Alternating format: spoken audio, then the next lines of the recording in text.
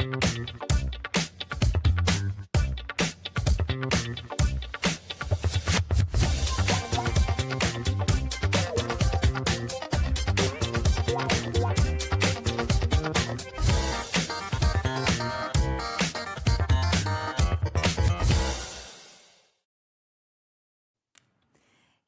everyone, and welcome to Retail Talks, our micro podcast. My name is Christina, and with me is Darko Pavic, CEO of Physical Solutions. As you can see, we have some very exciting improvements today. We are live on X Spaces, and honestly, I'm very happy about it. Darko, what do you think? I'm excited because it feels like old-fashioned radio show, A couple of years ago, or even many years ago, there was a show in Germany called Domian, I think. It was a late night show. Everybody could call over there and talk to the host. And it was so great. So I have a great memories related to that show. And this now feels exactly like that. That's great, really. It's very excited for me also because this is first time for me to do something like this and speak in the microphone. So it's very great. If you are listening live, feel free to jump in and join the conversation. You can request to speak and become part of today's Retail Talks. Now, let's get into today's topic. Shopify just reported another very strong quarter, but when we looked into the numbers, something really stood out: the growth of its POS business. Shopify started as an e commerce company, so why is physical retail becoming such an important part of the story? Darko, I'm sure you have looked into all the details, so tell us, what are you seeing here? Difficult. It was very difficult, really, because I wanted to separate the online business, which is actually the major business of Shopify, and to see more, let's say, the physical retail part of the business, because Shopify is also doing a lot of things in the physical retail. So that's why first what happened actually is that Shopify published the results, the numbers. And it was for the second quarter of this year, and the numbers were really, really amazing. So I felt like a child, I started analyzing them and like running to catch the candy. And then I couldn't start. And then I was going more and more deeper and deeper into the numbers. And that's why at the end, I want to present during this micro podcast some of the thoughts which I recognize, or some of the things that I think I recognized. And I'm sure they will be very interesting for everyone. But let's start first with the general numbers, which are by themselves already very impressive. And I want to start with total revenue, 3.58 billion US dollar, which is 34% more than last year. So this is an unbelievable increase of the numbers. Perfect. And much more than expected, because I think expected was somewhere around 3.45 billion US dollar. So very impressive number. The second impressive number is actually related to the overall volume related to the business done on the platform, on the Shopify platform. That value increased by 32%, and it reached 115.6 billion US dollar. That value, that number is called GMV, and we will discuss this number a little bit later. So the complete name is gross merchandise value, GMV. And now the last 2 points which I want to tell you in this short block on the beginning are operating profits, which is very important number, of course. They reach 488 million, huge number, sure. But what is more impressive is the increase, the value which is represented the increase. That value reached 68%. So this means the operating profits increased by 68%. Unbelievable. And the last very important number is the operating margin, which actually reached 13.6%, which is much more than in the same quarter last year. And then it was 10.9. So overall, we can say that Shopify is performing perfectly. And let's see what is the president of the Shopify telling about that. Monster quarter. And I have to agree with that because these numbers are showing monster great numbers. So I really have to agree with that. He is also explaining, let's say, the major reasons for that. And one of the major reasons is the strategy related to the AI. Shopify has a really interesting and impressive strategy, and they implemented already lots of, I think, very great features, which are very new and very, very innovative. Just think about agentic commerce. They have a lots of implementation in that area. Sidekick, which is separate product which they have to support, let's say, the users. And they implemented, of course, universal commerce protocol, which is helping the people who are running the Shopify stores to be visible on the AI platforms and even to generate the turnover on those AI platforms. So all those numbers are really, really great. And that's why I'm not surprised that the shares of Shopify jumped after these numbers were published by 26%. So it's a really huge issue. Now we have the question, let's say, how will this story continue? Can they continue that? What can we expect in the future? And I really think that this success story will continue. And I think the same things are expected by the people on Shopify as well. So they think that they will reach in the next quarter, means third quarter of this year, very similar growth rate, around 30% or something like that. And now for this show today, I think it's more interesting to see what is the strategy, how do they want to reach in the next quarter, again, that kind of numbers. They mentioned 4 very important areas. They want to focus on the traditional part of their business, which is online business, of course. They want to focus on B2B, which is a little bit new for them. But then the 2 areas which they want to concentrate as well are something which is making the difference for me. The first one is related to the payments. They are getting very strong in the payment area. And the fourth one is related to the physical store. And this is very logical for me because they are very strong in e-commerce since 20 years. And now the physical store is logical next step in the development of the company. And the numbers are showing that they are really growing very fast in that area. That is very interesting. And if we look specifically at that physical retail, how strong is Shopify's POS growth compared to the rest of their business? This was the problem to find out because they have a strange way to, let's say, create the revenue packages and then to report them. So that's why we have to analyze actually 2 areas or 2 revenue streams. The first one, which they called merchant solution revenue, this is actually part of the Shopify's revenue where they participate on the transactions which are created on the Shopify platform. That part increased by 37%. So they are making 37% more money with the transactions, which are growing as well on own platform. And now what is interesting is that in that number, in that revenue, there is also Shopify payment inside because payment is mostly related to the transaction. And then there is a strange part of that number, which is POS hardware. So Shopify is running and has also POS hardware, and that hardware is sold, and the numbers, the results are shown in this revenue. So let me just show you which hardware do they produce or at least sell. They're not produced by themselves. So we reported about that a couple of weeks ago. So this is the point of sale hardware which they have. Most of the people don't know that Shopify has hardware as well. But this is a very successful piece of hardware and very successful business as well. So the second important number, I told you there are 2 streams, revenue streams that are important. The second one is called subscription solution revenue.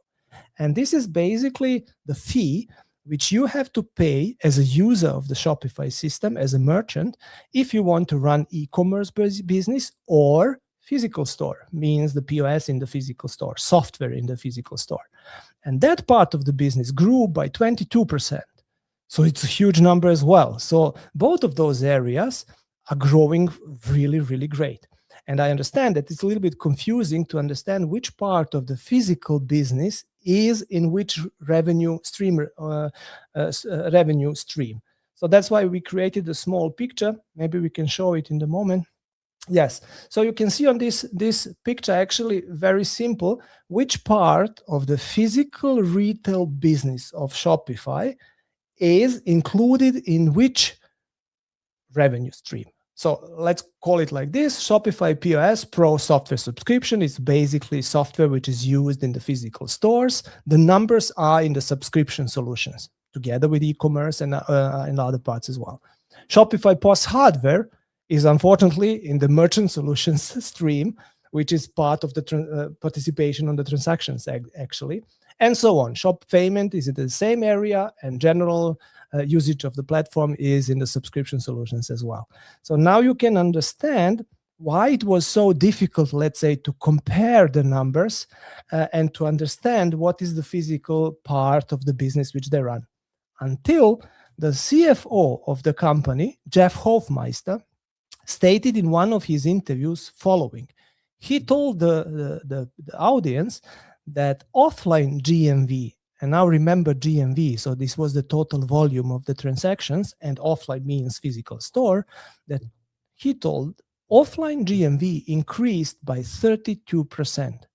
So this means actually that the offline part of the business, means physical store, increased by 33%. This is very impressive. Mm-hmm. Darko, we actually have someone joining us on the space. Dusan wants to jump in and share Sure. his opinion. We will let him. So let's hear what he has to say. Sure. Just a second.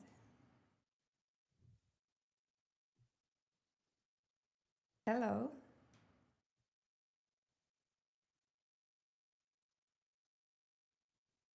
I cannot hear Dusan. Me neither. Dusan, are you on the line? Hello. Hi, can you hear me Yes, now? Yes, yes. Hello. very good. Yes. Hi, Christina. Hi, Darko. First of Hello, all, Dusan. thank you for having me. This is very interesting topic and amazing event. And yes, again, thanks for having me. So I wanted to jump in because I believe we really need to look closely at that figure that 32% offline GMV increase actually represents the total transaction volume passing through the Shopify system rather than strictly new point of sale software sales or direct application growth. Yes, yes, you are totally right. So that's why it was very difficult, let's say, to understand the number or to find out the number which would represent the real growth of the software sales of the Shopify within physical stores. So this was not really published. The number is somehow, let's say, coded in those two different revenue streams.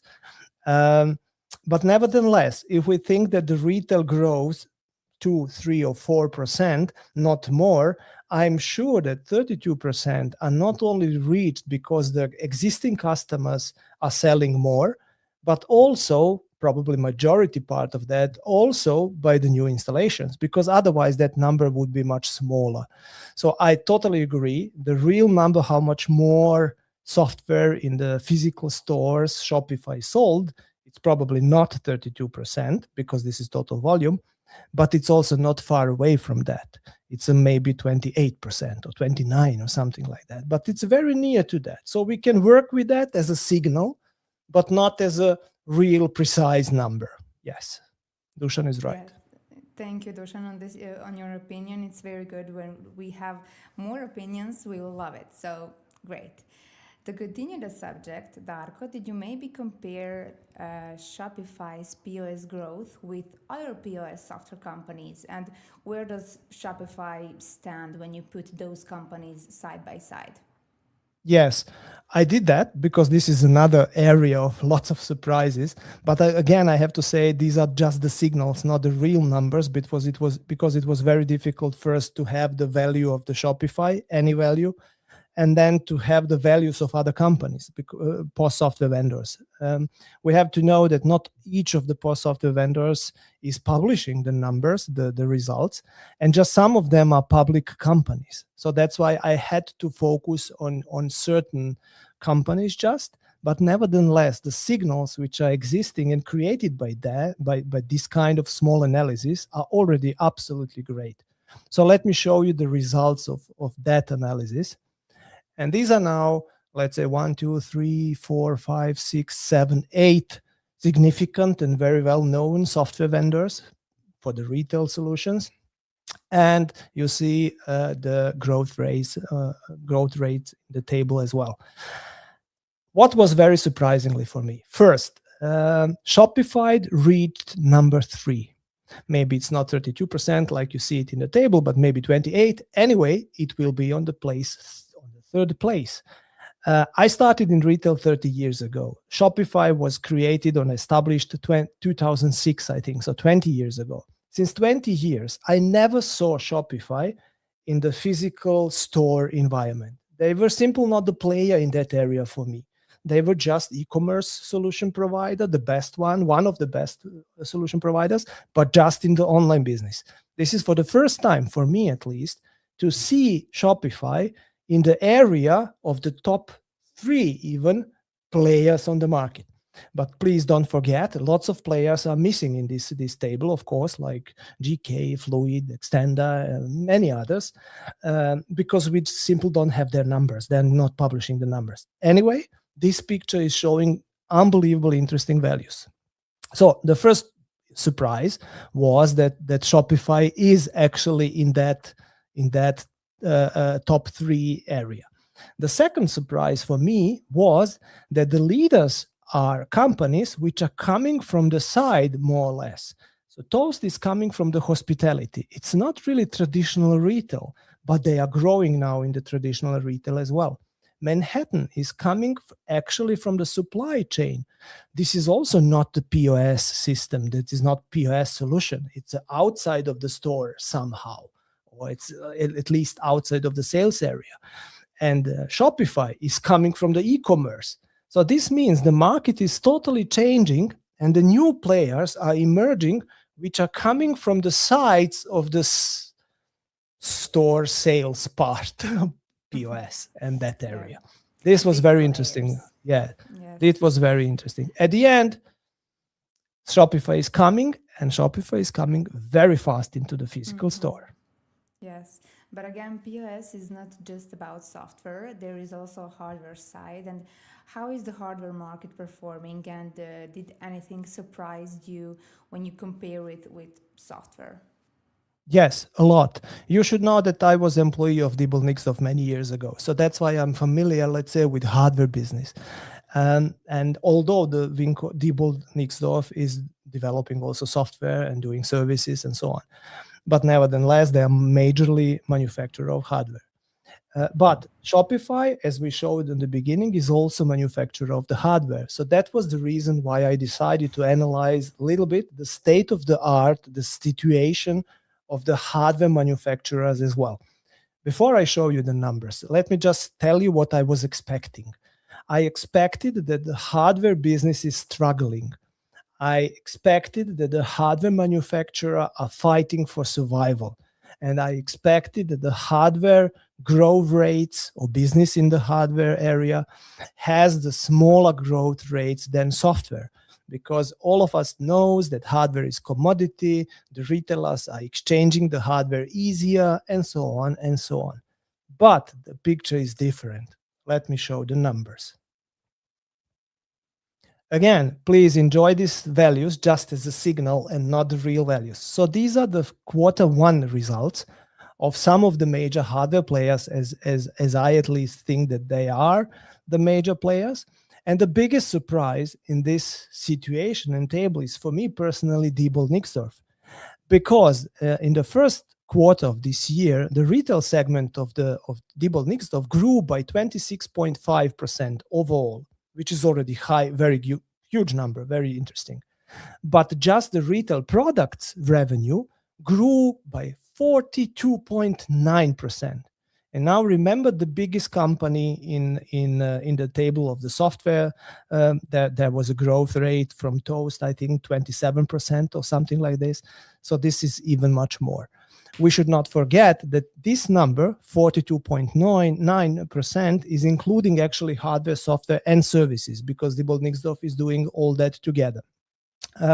So this is another interesting point, that the separation between hardware and software is not strict anymore.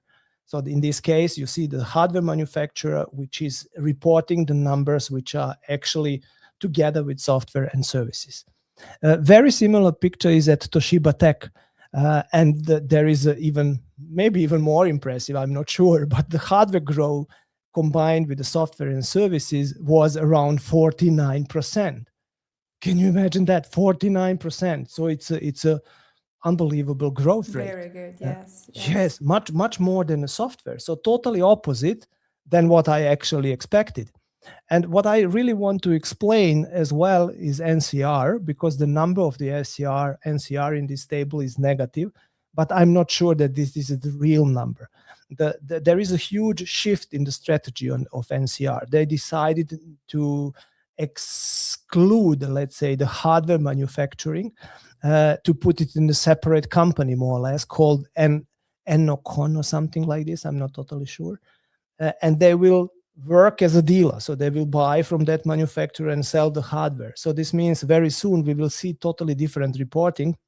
That's why I would be very careful with these minus numbers. But the last company in this table is PartnerTech, which I want to explain a little bit as well.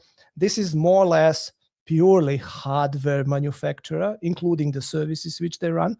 But it's not known for me that they are running the software business as well. So the number here, 33.3%, is mostly, and I think majority of that numbers are related to the hardware products, like self-checkouts, point of sale, peripherals, and so on. And this is also very, very impressive. So overall, we can see that the hardware manufacturers are performing even better and growing even better than software. I'm not talking about margins. This is another point, of course, for discussion. But regarding growth, unbelievable numbers. Yes, thank you, Darko, for all the numbers and all the details. When you look at both software and hardware, what does that tell you about what's happening in physical retail technology right now? Yeah. So I think first we can see something, or we are witnessing something like a new cycle of investments in the store technologies and across the technology, starting with software, ending with hardware. Doesn't matter what it is. So the investments are there. And then we see that the boundaries between hardware and software are disappearing more and more. So there are bundles, let's say, of the services and products, let's say, which are used. Definitely hardware is not disappearing, and definitely hardware is still very, very significant player in the industry. On the other side, if we just take the software and the solutions, we see that the focus is moving from the POS to everything around the POS, like supply chain, for example. This is the reason why the companies like Manhattan Associates could become so big, because the focus is moving from the POS solutions to other areas and other processes which are getting even more important for the retailers, like supply chain. From the retailer's perspective, what does this growth in POS technology mean? From the retailer perspective, this means first they want to invest money. So because at the end the retailer is paying to use those technologies. This is very good, and those technologies are always bringing a huge, let's say, improvements for the retailer. It doesn't matter if it's in hardware or in software, but they see the benefits, they are ready to invest, and they are investing. So the next, let's say, thing that we will see in retail are results of those investments. Means the retailers will expand more, and I can confirm that as a company, as a Fiscal Solutions, I can confirm that the retailers are expanding more, and I can confirm that retailers are experimenting more. And that's very good. So this will move the industry forward. Of course, yes. For the end, looking ahead, what do you think retailers and technology companies should be watching most closely, and what can we expect to see in the POS market over the next, let's say, few years in the future? Yeah. So I think this investment cycle will continue. We are just in the beginning. It's just starting. So we will see more of this kind of investment in the technologies. I think the more interesting players will coming from the side, like Shopify from e-commerce or Manhattan Associates for supply chain. So I think if you are traditional POS software vendor, you will have to keep care and take care of the companies coming from the side because they are getting really, really serious players. Then I think that the POS is becoming, on one side, much more than POS. You have to handle all the things like payments, fiscalization, inventories, customer data, financial services, and so on. But at the same time, you have to move the focus to other things around the POS. So it will the time will be more difficult for the POS software vendors because they have to go out of the POS environment to supply chain and all these kind of payments and other things. Then for the software vendors which are providing the things around the POS, I think it will be easier for them to do the POS as well. And this is, I think, a risky topic for POS software vendors. Thank you, Darko, for all the details, for a very useful episode, and thank you all for joining us. Don't forget to comment, share, and follow Retail Talks. See you next Wednesday. Thank you Bye. to everyone. See you soon. Bye.